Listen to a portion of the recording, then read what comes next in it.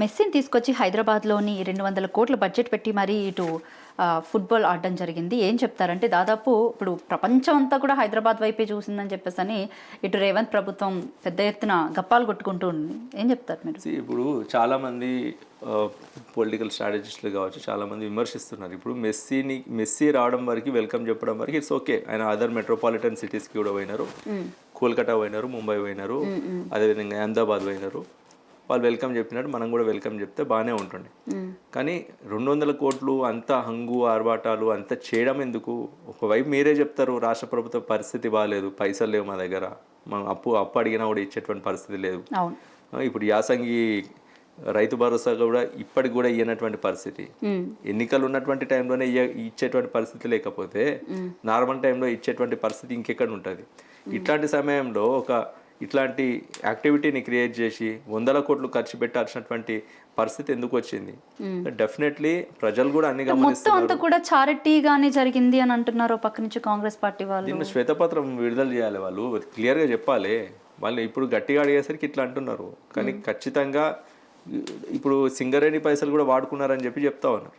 సింగరేణిలో ఉన్నటువంటి ఎక్స్‌షేకర్ నుండి కూడా డబ్బులు దీనికోసం, ఈ కార్యక్రమం కోసం, ఈవెంట్ కోసం వాడుకున్నారు అని చెప్తా ఉన్నారు. సో దీని మీద ఖచ్చితంగా కొంతకాలం పోతే దీని మీద అన్ని విషయాలు కూడా బయటకు వస్తాయి.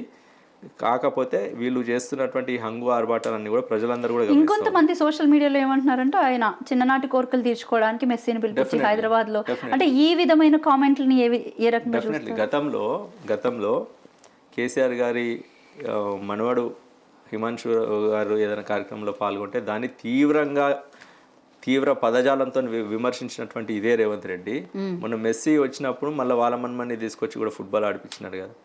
ఎట్లా దీని ఏమంటారు? హిపోక్రసీ అన్నారు. దీన్ని ఒక ముఖ్యమంత్రి స్థాయిలో ఉండి కూడా గతంలో నేను ఇట్లా మాట్లాడినా కదా, మళ్ళీ నేను ఇప్పుడు ఇట్లా చేస్తే నేను విమర్శల పాలవుతాను కదా అని చెప్పి I'm not making any wrong statement against ఆయన మనవాడు వచ్చినందువల్ల నేనేం తప్పుగా నేను మాట్లాడతలేను. కానీ గతంలో ఆయన మాట్లాడిన మాటను ఆయన ఎందుకు ఇట్లా వివేదిస్తూ ఉన్నాడు? He is contradicting what he said. గతంలో ఏదైతే మాట్లాడిండో దాన్ని కాంట్రడిక్ట్ చేస్తూ ఉన్నాడు. తప్పు కదా ఇది. Okay, right. ఇంకా దుబాయ్లో జరిగిన తెలుగు టెక్ కాన్ఫరెన్స్లో మీరు పాల్గొనడం జరిగింది. అయితే యాజ్ ఎ టీఎస్టీఎస్ చైర్మన్గా తెలంగాణ స్టేట్ టెక్నాలజీ సర్వీసెస్ ఏదైతే ఉందో, సో మీ హయాంలో మీరు యాజ్ ఎ కార్పొరేషన్ చైర్మన్గా ఉన్నప్పుడు మీరు చేసిన అభివృద్ధి ఏంటి? ఈ గవర్నెన్స్ అనేది మొత్తం కూడా టీఎస్టీఎస్ సహకారంతో నడిచేటువంటి అది. అండ్ దాంట్లో మీ సేవ ఉంటుంది, టీ వాలెట్ ఉంటుంది, టీ యాప్ ఫోలియో ఉంటుంది. ఇట్లా రకరకాల యాప్స్ ద్వారా, ఇట్లాంటి సెంటర్స్ ద్వారా ఈ గవర్నెన్స్ సేవలు అనేది ప్రజలకి, సిటిజన్స్కి అందిస్తూ ఉంటాం. రాష్ట్రంలో సుమారు 4,900 మీ సేవా సెంటర్లు ఉన్నాయి. 110 directly run by the government, 4,800 మీ సేవా సెంటర్లు ఫ్రాంచైజీల ద్వారా ప్రజలకి రోజుకి 1,00,000 మంది పౌరులకి ఈ గవర్నెన్స్ సేవలు అందిస్తూ ఉంటాం. అండ్ ఈ గవర్నెన్స్లో Telangana is the number 1 state. BRS ప్రభుత్వ హయాంలో దేశంలోనే నంబర్ 1గా ఉన్నది. మన ఈ గవర్నెన్స్ మోడల్ని స్టడీ చేయడానికి ఇతర రాష్ట్రాల, వెస్ట్ బెంగాల్ నుంచి, తమిళనాడు నుంచి, అస్సాం నుండి, మా బీఆర్ఎస్ ప్రభుత్వ హయాంలో నేను కార్పొరేషన్ చైర్మన్గా ఉన్నప్పుడు వివిధ రాష్ట్రాల నుండి ప్రతినిధుల బృందాలు వచ్చి మన ఈ గవర్నెన్స్ సిస్టమ్ని స్టడీ చేయడానికి వచ్చినాయి. కొన్ని ఆఫ్రికన్ కంట్రీస్, కెనియా లాంటి కంట్రీస్ కూడా, టాంజానియా, కెనియా, అదేవిధంగా Philippines, south east Asian countries నుంచి కూడా ప్రతినిధుల బృందాలు వచ్చి మన ఈ గవర్నెన్స్ ఏ విధంగా నడుస్తుంది, ఇదే మోడల్ని మన దగ్గర కూడా రిప్లికేట్ చేసుకుందాము అన్నటువంటి ఉద్దేశంతో వచ్చినటువంటి పరిస్థితులు. గతంలో ఈస్టోనియా అనే ఒక దేశం ఉంటుంది, European country. Estonia is set to be a పైనర్ in e governance. ఒక 2-3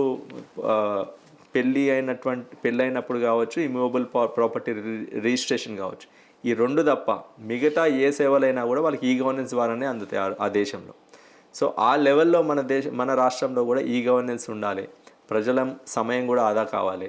టెక్నాలజీ ద్వారా వాళ్ళకి అన్ని సేవలు, వాళ్ళు కూర్చున్న చోటికి అన్ని సేవలు కూడా అందాలి అన్నటువంటి విషయంలో వాళ్ళతో కూడా ఈ MOU చేసుకోవడం జరిగింది మా ప్రభుత్వ హయాంలో. సో ఈ గవర్నెన్స్లో వీఆర్ టాపింగ్ ద లిస్ట్. అదేవిధంగా టీఎస్టీఎస్ కార్పొరేషన్ చైర్మన్గా ఉన్నప్పుడు స్మార్ట్ క్లాస్ రూమ్ ప్రాజెక్ట్ని సుమారు 2,600 స్కూల్స్లో, గవర్నమెంట్ స్కూల్స్లో ప్రొజెక్టర్ కావచ్చు, అదేవిధంగా ఇంటరాక్టివ్ ప్యానెల్ కావచ్చు, ఇంటరాక్షన్ ప్యానెల్ కావచ్చు, స్మార్ట్ క్లాస్ రూమ్ ప్రాజెక్ట్ కావచ్చు, ఈ ప్రాజెక్ట్ కూడా గతంలోనే ఇంప్లిమెంట్ చేయడం జరిగింది బీఆర్ఎస్ ప్రభుత్వ హయాంలో. సో కేసీఆర్ గారు ఎప్పుడు కూడా ఒక మాట చెప్తూ ఉంటారు, any technology no matter how fancier it is అదొక పాజిటివ్ సొసైటల్ ఇంపాక్ట్ని చూపించాలి, ప్రజలకు ఉపయోగపడాలి టెక్నాలజీ అనేది. సో అట్లాంటి టెక్నాలజీ ద్వారా ప్రజలకి ఉపయోగపడేటువంటి టెక్నాలజీ అన్నీ కూడా టీఎస్టీఎస్ చైర్మన్గా ఉన్నప్పుడు దాని మీద మేము ఫోకస్ చేయడం జరిగింది. అందులో భాగమే ఈ స్మార్ట్ క్లాస్ రూమ్ ప్రాజెక్ట్ కావచ్చు, రకరకాల. అదేవిధంగా సీసీ కెమెరాలో Hyderabad is the number 1 city in the entire country for women safety and children safety.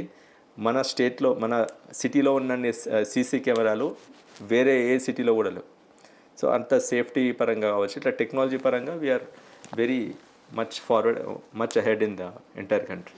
Right. అయితే నేను ఇక్కడ మీ ఇంటర్వ్యూలో ఇప్పటి వరకు మనం ఒక హాఫ్ అన్ అవర్ చర్చించుకున్నాం, రైట్? ఇంత ప్రతి క్వశ్చన్కి ఇంత కాన్ఫిడెంట్గా, ఎక్కడ కూడా బయాస్డ్గా అంటే బయాస్డ్గా ఆన్సర్స్ చేసుకుంటూ ఇటు గవర్నమెంట్ని కానీ ప్రతిపక్షాన్ని కానీ ఎక్కడ కూడా డౌన్ చేయకుండా ఇంత క్లారిటీగా మాట్లాడే వ్యక్తి ఎందుకు పార్టీలో అంత అంటే అణచివేయబడ్డారా, లేకపోతే ఏంటి మీ అంటే మీరు ఎందుకు పెద్దగా ఎక్స్పోజ్ గారు? అట్లేం లేదండి, నేను నార్మల్గానే ఉంటాను. షూరా? Yeah sure. అంటే ఇటు చాలామంది ఇప్పుడు బేసిక్గా చాలామంది కార్యకర్తలు ఉంటారు బీఆర్ఎస్ పార్టీకి సంబంధించి. వాళ్ళ లాంగ్వేజ్ వాళ్ళకు ఉండొచ్చు, వాళ్ళ స్టైల్ వాళ్ళకు ఉండొచ్చు. బట్ మీరు ఎక్కడికి వెళ్ళంటే మీరు ఇప్పుడు మొన్న రీసెంట్గా నేను దుబాయ్ తెలుగు టెక్ కాన్ఫరెన్స్లో మీ స్పీచ్ కూడా చూస్తున్నాను. So it's very good. Serious చెప్పాలంటే చాలా చాలా బాగుంది, చాలా బాగా మాట్లాడారు. అంటే ఎక్కడ కూడా దేని డౌన్ చేయకుండా ఏ గ్రాఫ్ని ఎలా పెంచాలో కూడా మీ దగ్గర ఒక థియరీ, ఐడియాలజీ కూడా చాలా బాగుంది. అంటే ఇలాంటి వ్యక్తి కోల్ని జస్ట్ కార్పొరేషన్ పదవి ఏంటి? అది అవకాశాలు అనేది రకరకాల సోషల్ ఈక్వేషన్ని బట్టి, కాన్స్టిట్యున్సీలో ఉన్నటువంటి పరిస్థితులను బట్టి, అప్పుడు ఉన్నటువంటి పరిస్థితులు, there are lot of things which will decide the opportunity. అవకాశాలు కొందరికి తొందరగా రావచ్చు, కొందరికి లేట్గా రావచ్చు. అవకాశాల కోసమే రాజకీయాలు అనేది కూడా కాదు, రాజకీయాల్లో ఉండడానికి, కొనసాగడానికి రకరకాల కారణాలు ఉంటాయి. నా కారణము కేసీఆర్ గారి నాయకత్వం మీద. నేను when I was a college student, KCR గారు తెలంగాణ ఉద్యమంలో ఉన్నారు, అప్పటికి తెలంగాణ రాష్ట్రం రాలేదు. కేసీఆర్ గారు అంటే he is a godly figure. KCR గారి వల్లనే తెలంగాణ వస్తుంది, కేసీఆర్ గారు ఉంటే ఖచ్చితంగా తెలంగాణ రాష్ట్రం, అప్పుడు తెలంగాణ వచ్చే పరిస్థితే లేదు అని ఎక్కడ చూసినా అదే మాట ఉండే. కుక్కట్పల్లిలో ఒక్క యువకుడు 2008లో కేటీఆర్ యూత్ ఫోర్స్ అని స్టార్ట్ చేసి ఉద్యమంలో ఎవరు రాకపోయినా కూడా టెంట్లో కూర్చొని మరి ఎగ్జాక్ట్లీ. సో అప్పుడు అట్లా పరిస్థితులు ఉండే. కేసీఆర్ గారి మీద ఉన్నటువంటి అంటే కేసీఆర్ అంటే ఆ క్రేజ్, ఇంకా దాన్ని ఇంకా I don't know what to use, ఆ అడ్మిరేషన్ కావచ్చు, దాన్ని ఏమంటారు, కేసీఆర్ గారి మీద ఉన్నట్టు వల్ల ఇటువైపు రావడం జరిగింది, రాజకీయాల వైపు. Not exactly into politics, towards the Telangana movement which drew me into politics from there. So it's అలా కొనసాగుతుంది. లైఫ్ లాంగ్ ఇంకా బీఆర్ఎస్ పార్టీతోనే? Exactly. No other parties? No అండి. అంటే నన్ను ఇప్పుడు నా గురించి మీరు ఇన్ని చెప్తా ఉన్నారు కదా, అవన్నీ అవి తెలిస్తే మీరు ఈ క్వశ్చన్ నన్ను అడగారు.